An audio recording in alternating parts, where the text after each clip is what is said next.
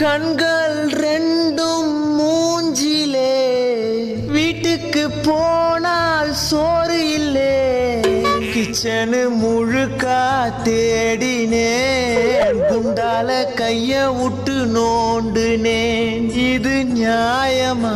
வயிறு காயுமா? 2 தோசையாச்சு சுட்டு போடுமா?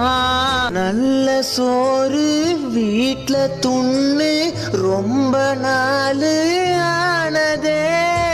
4 நாளா பட்னியாயிருந்து வயிறு வெந்து போனதே. கறி குழம்பும் போனது, மீன் குழம்பும் போனது, சாம்பார துண்ணு புட்டு வாடினேன். பிரியாணி போனது, குஸ்காவும் போனது, தண்ணிய குச்சி புட்டு தூங்கினேன். ரசமே ரசமே